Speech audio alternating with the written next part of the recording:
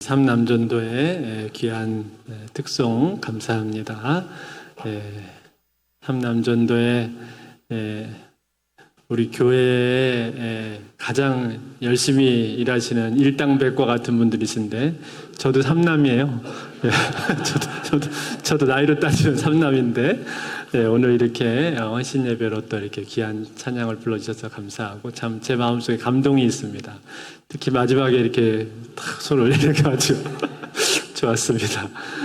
오늘 우리 삼남전도의 헌신 예배로 또 드리고 동시에 우리 초등부가 오늘 성경학교 기간인데 우리 아이들이 많이 왔습니다.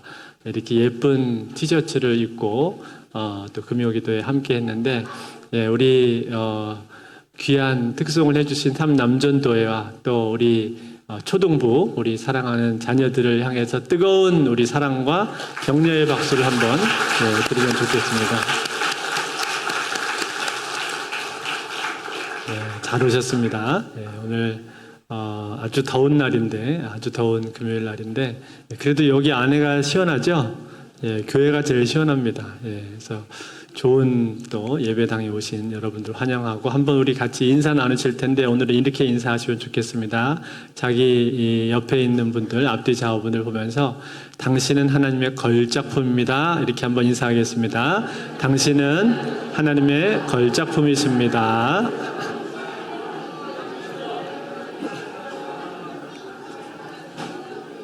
네, 걸작품이 뭔지 알아요?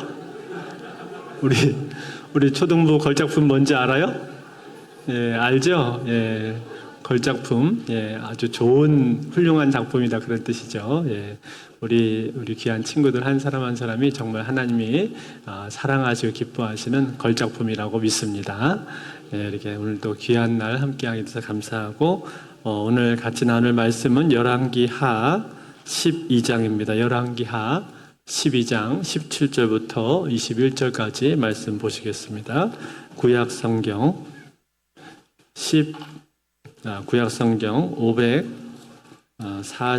583쪽에 있습니다.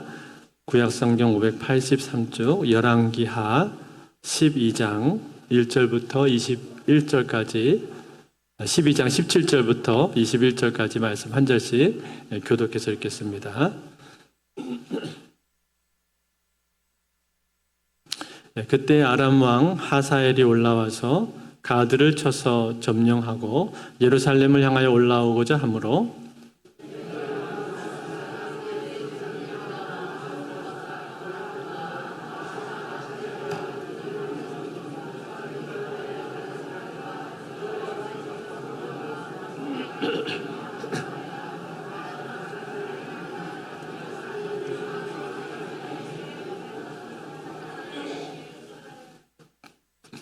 그 다음 19절 제가 읽겠습니다.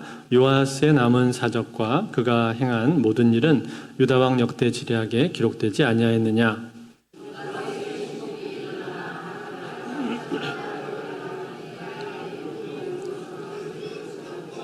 같이 읽겠습니다.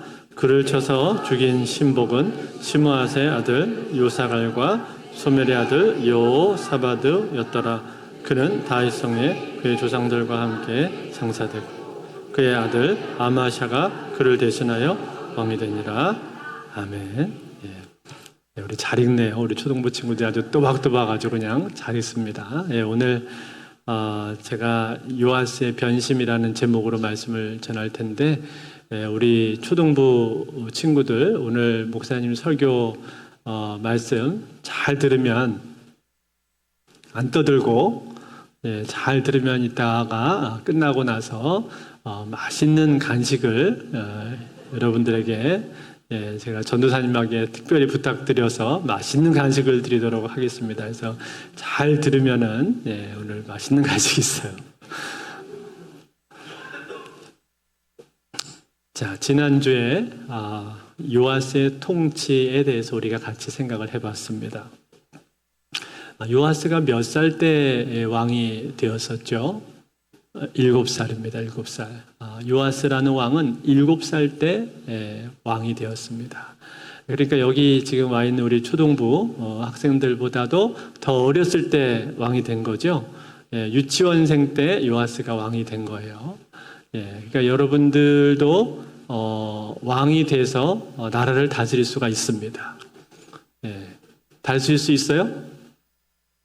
다스릴 수 있죠? 예, 다스릴 수 있습니다. 예, 요아스도 다스렸으니까.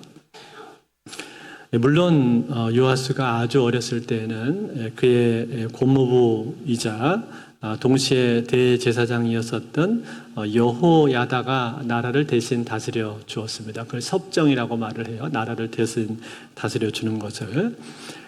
그래서 이 여호야다는 그 당시에 바알신들 섬기는 우상들을 다 제거했고 나라의 개혁을 이루었었죠. 그리고 나서 이제 요아스가 성인이 되었는데 어른이 되었는데 요아스는 왕이 된 다음에 어떤 일을 했을까요? 여러 가지 일들을 했습니다만 제일 요아스가 했던 일 중에서 중요한 일은 무엇이었는가 하니 바로 성전을 수리하는 일이었습니다. 성전을 고쳤단 말이에요. 그 당시 성전이 있었는데 이 성전은 대단히 오래되고 낡았어요. 그래서 여기저기 부서진 곳도 많이 있었는데 그 성전을 이 요아스 왕이 적극적으로 나서서 수리를 했습니다. 그래서 성전세, 그 당시에 돈을 걷는 성전세가 있었는데 이 성전세를 지혜롭게 잘 걷어서 그 돈을 가지고 성전 공사하는 사람들한테 잘 배분을 해서 성전의 수리가 잘 될 수 있도록 그렇게 만들었습니다. 이것은 하나님이 참으로 기뻐하시는 일이었습니다. 자, 여기까지가 지난주에 우리가 같이 살펴본 내용이었는데, 그런데 오늘 이제 본문에 오게 되면 오늘 우리가 읽은 본문에서는 좀 양상이 바뀌게 됩니다. 분위기가 이제 새롭게 바뀐단 말이에요. 오늘 본문에 어떤 일이 일어나게 되었습니까? 아람 왕 하사엘이 쳐들어오게 되었죠. 아람 왕은 이제 이 유대 나라 바로 옆에 있는 나라인데 그 나라가 유대로 쳐들어왔다는 거. 오늘 17절에 보면 이렇게 기록을 했어요. 17절 말씀. 그때 아람 왕 하사엘이 올라와서 가드를 쳐서 점령하고 예루살렘을 향하여 올라오고자 하므로. 전에 북이스라엘의 왕이었던 예후가 다스렸던 그때에도 아람 왕이 한번 쳐들어와서 요단 동편 땅을 빼앗아 간 적이 있었는데 이번에도 또 다시 공격을 해왔는데 이번에는 블레셋 땅인 가드를 차지를 했다고 말합니다. 유다 남쪽에 남서쪽에 지중해 연안에 있는 블레셋에 가드를 점령을 먼저 했고 그리고 이내 예루살렘 쪽을 향해서 진격을 해 오고 있었다라는 거예요.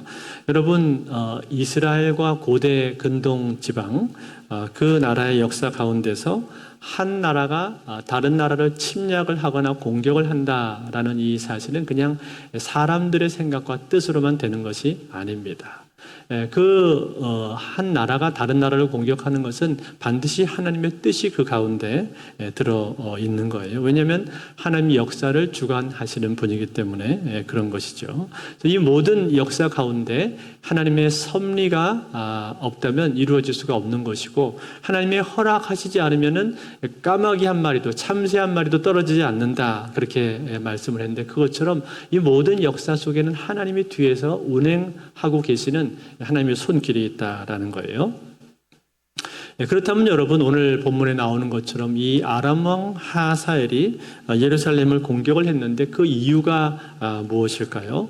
이 아람 왕이 공격을 해온 것을 우리는 어떻게 이것을 해석을 해야 됩니까?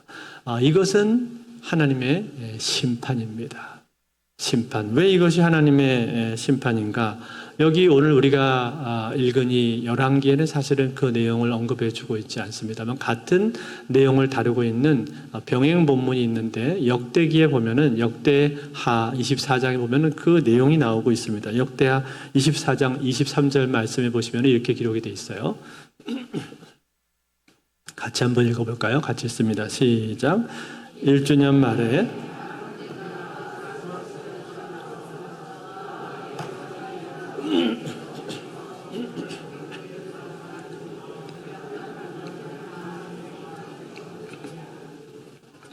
자, 자, 뭐라고 했습니까? 1년 만에 아람 군대가 쳐들어와서 유다와 예루살렘 백성들을 죽이고 노략질을 해갔다. 그렇게 말을 했죠. 여러분, 여기 나오는 1년 만에라는 이 말은 무엇으로부터 1년 만이라는 얘기일까요? 그 바로 앞부분에 보면은 그 내용들이 나오고 있는데, 오늘 이 역대하 24장 우리가 읽은 이 본문 바로 앞에 있는 내용에 보면은 두 가지의 사건이 기록되고 있는 것을 볼 수가 있습니다. 제일 첫 번째 사건은 무엇이냐면 제사장 여호야다가 죽은 것입니다. 여호야다가 죽고 그 다음에 이제 여호야다가 죽고 나서 요아스가 마음이 바뀌게 되는 거예요. 변심하는 거예요. 그래서 그의 마음이 하나님으로부터 떠나게 된다. 하나님으로부터 그의 마음이 떠나게 되는 사건이 하나가 나옵니다. 역대하 24장 17절 18절인데 한번 우리 같이 읽겠습니다. 시작. 여호야다가 죽은 후에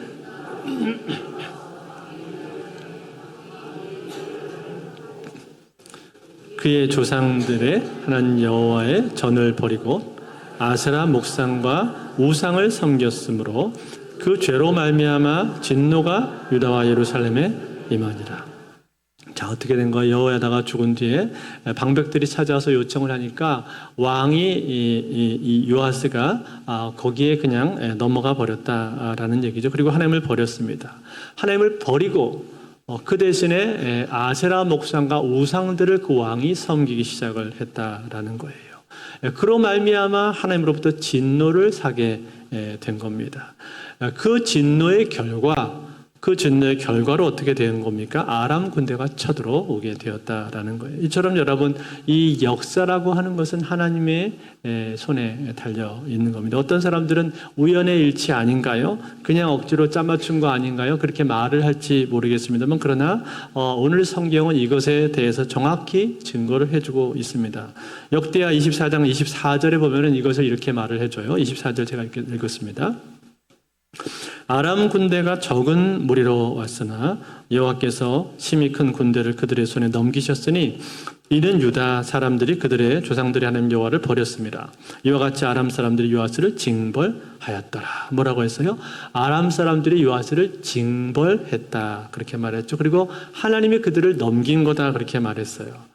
그렇기 때문에 아람 군대 숫자는 되게 적었는데 유다 군대는 훨씬 더 많았는데도 불구하고 그 유다가 아람을 어떻게 해보지를 못하고 그냥 지고 말았다라는 거예요. 다시 말해서 이 전쟁은 하나님이 주관하고 계신 전쟁이고 요아스가 하나님을 떠났기 때문에 거기에 대한 징벌로서 이러한 침략을 당하게 된 것이 분명하다라는 거죠. 사랑하는 성도 여러분, 이것이 뭘 보여주는 겁니까? 역사의 주관자는 하나님이다라는 사실입니다. 하나님은 모든 역사를 주관하고 운행해 가시는데 그 모든 역사를 운행하실 때 어떻게 운행을 하십니까? 하나님의 백성과의 관계 가운데서 그 역사를 운행해 가신다는 사실입니다. 즉 하나님의 백성이 하나님을 어떻게 사랑하고 어떻게 경외하고 어떻게 하나님을 섬기느냐, 거기에 따라서 하나님의 역사를 바꾸신다라는 거예요. 그런 거로 여러분, 오늘 우리가 우리 나라를 대할 때도 역시 마찬가지입니다. 우리 나라가 잘 되고 평안하고 또 번영하고 하나님으로부터 복을 받기 위해서는 무엇이 중요한 것입니까? 하나님하고의 관계가 중요하다라는 거예요. 하나님과의 관계. 특별히 그 가운데 있는 하나님의 백성들, 예수 믿는 사람들, 믿음을 가지고 있는 사람들이 하나님하고의 관계를 어떻게 맺느냐, 그것에 따라서 역사가 바뀔 수 있다라는 사실입니다. 즉 그들이 하나님을 잘 섬기고 하나님을 사랑하고 하나님을 경외하는 삶을 살아가면은 그 나라는 잘 될 것이고, 그렇지 않고 하나님을 믿는 하나님의 백성들이 바르게 행하지를 못하면 아무리 그 시대가 어떻든 경제적으로 어떻든 그것과 상관없이 그 나라는 복을 받지 못한다는 거예요.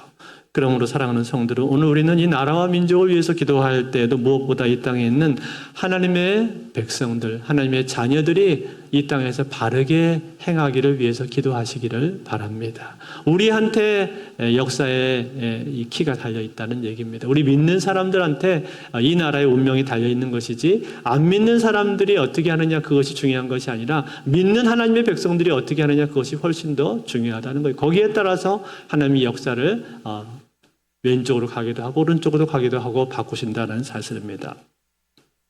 자, 자, 그것이 이제 첫 번째이고, 첫 번째 일어났던 이유이고, 또 한 가지 사건이 하나 더 있는데, 그 사건은 무엇입니까? 이 요아스가 방백들하고 더불어서 우상숭배를 하고, 거기에 따라서 백성들도 이제 따라서 우상숭배를 하게 되었는데, 그때 하나님께서 곧바로 이스라엘을 심판하신 것이 아니었어요. 바로 하나님이 그들을 진노해서 벌을 한 것이 아니었습니다. 그 전에 하나님께서 요아스를 향해서 하셨던 행동이 한 가지가 있습니다. 그게 뭡니까? 바로 선지자를 보내신 거예요. 선지자를 보내셔서 말씀을 전하셨습니다. 역대하 24장 19절에 보시면 이렇게 나오고 있습니다. 그러나 여호와께서 그들에게 선지자를 보내사 다시 여호와에게로 돌아오게 하려 하심에 선지자들이 그들에게 경고하였으나 듣지 아니하니라. 뭐라고 했어요? 선지자들이 경고를 했지만 듣지 않았다. 그렇게 말을 해주고 있죠. 그래서 듣지 않았습니다. 듣지 않으니까 하나님 이번엔 또 누구를 보내셨습니까? 또 다른 사람을 한 명 보냈는데 그 사람은 누구였냐면 여호야다, 제사장 여호야다의 아들을 보내셨습니다. 그래서 역대하 24장 20절 21절 같이 한번 보겠습니다. 20절 21절 같이 있습니다. 시작. 이에 하나님의 영이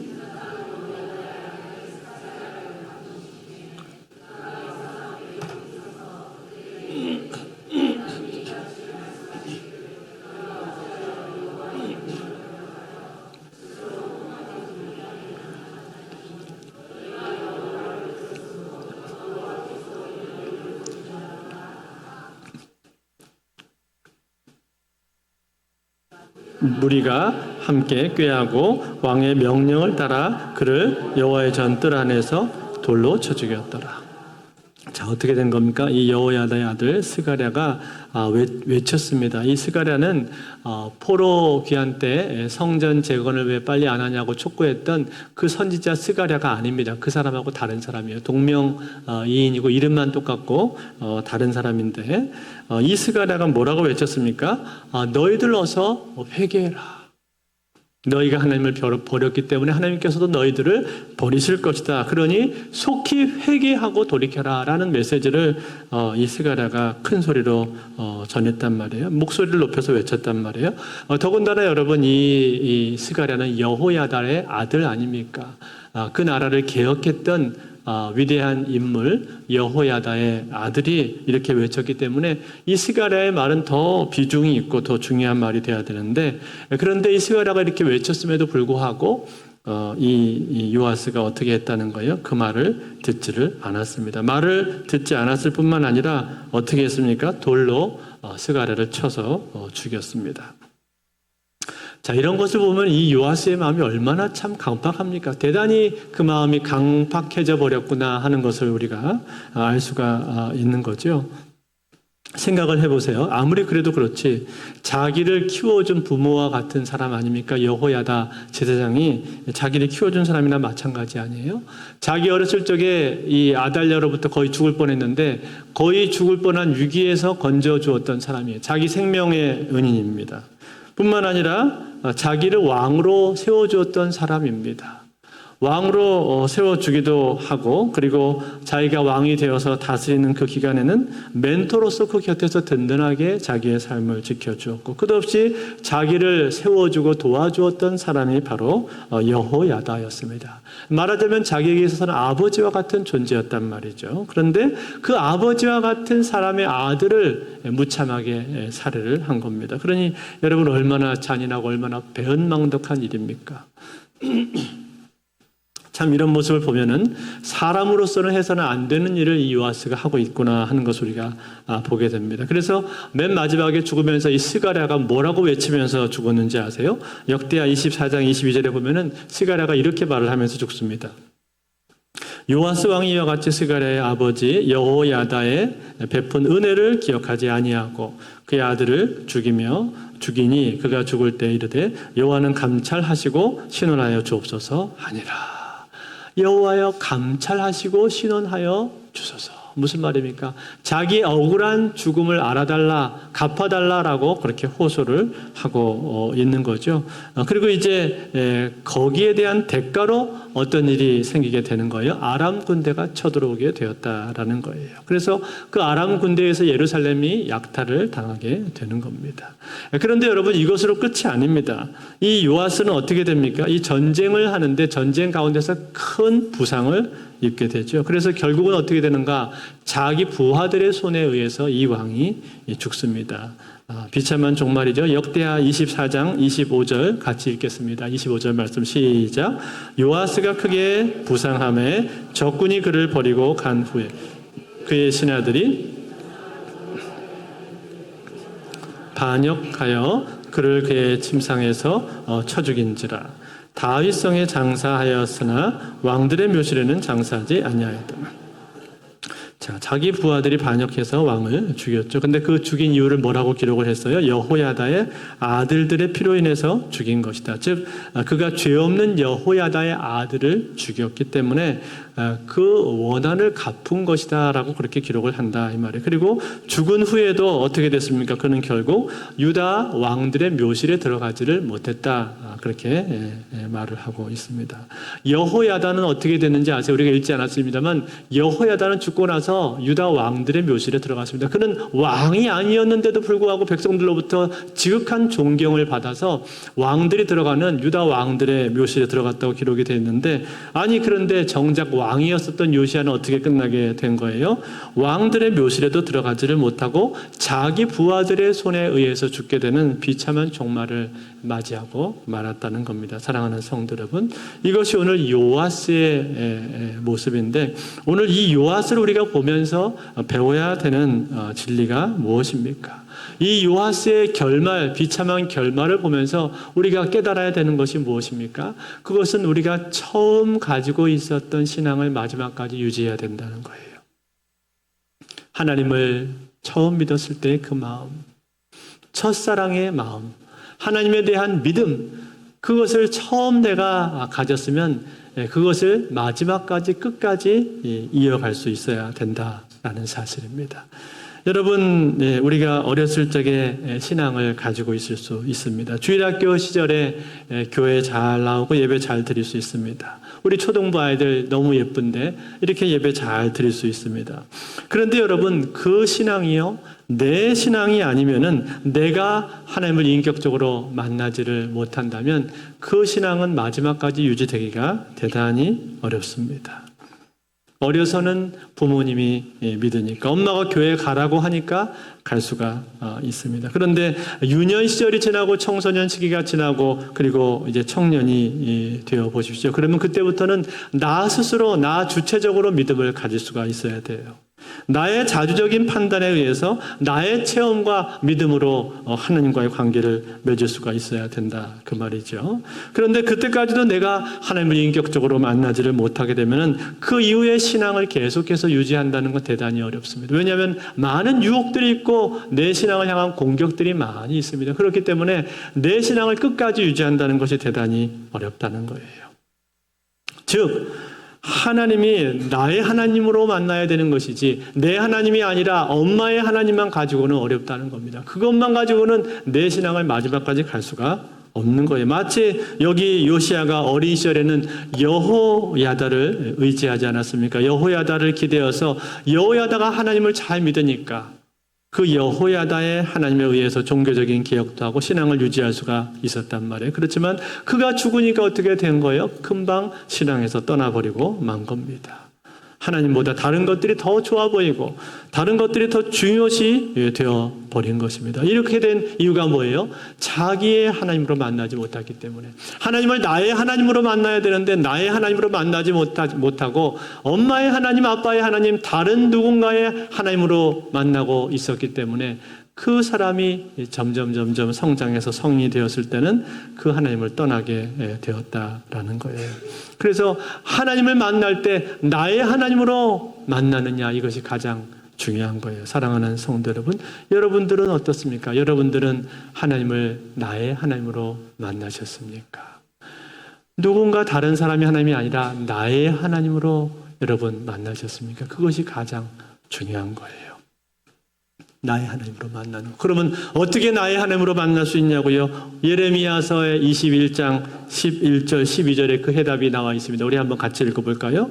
예레미야서 21장 11절 12절 같이 있습니다. 시작.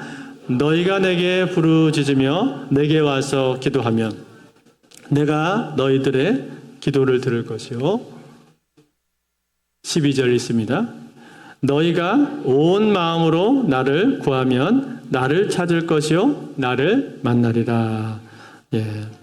예레미야 29장 11절 12절인데 12절 말씀만 제가 다시 한번 읽어볼게요. 너희가 온 마음으로 나를 구하면 나를 찾을 것이요 나를 만나리라. 마음을 다 들여서 전심으로 하나님을 찾으면 만나주신다 말씀을 하셨습니다. 뿐만 아니라 잠언서 8장 17절은 이렇게 말합니다. 나를 사랑하는 자들이 나의 사랑을 입으며 나를 간절히 찾는 자가 나를 만날 것이니라. 하나님을 간절히 찾는 사람을 하나님 만나주신다고 말씀을 했습니다. 간절히 하나님을 찾는 사람, 부르짖는 사람, 그리고 온 마음을 다해서 하나님을 구하는 사람, 그 사람을 하나님 만나주신다고 말씀했습니다. 그러므로 사랑하는 성도들, 오늘 이 자리에 나와서 하나님 앞에 예배하며 기도하는 여러분, 오늘 이 자리에서 기도하실 때 하나님을 향해서 기도하면서 여러분 온 마음을 다해서 기도하실 수 있기를 바랍니다. 마음을 다 쏟아서 간절한 마음으로 하나님 앞에 기도해 보십시오. 그럴 때 하나님께서 나를 만나 주시는 것이고 그 시간을 통해서 나의 하나님으로 여러분들은 하나님을 만날 수 있을 줄로 믿습니다. 이 은혜가 이 밤에도 저와 여러분의 삶에 함께 하실 수 있기를 주의 이름으로 축원드립니다.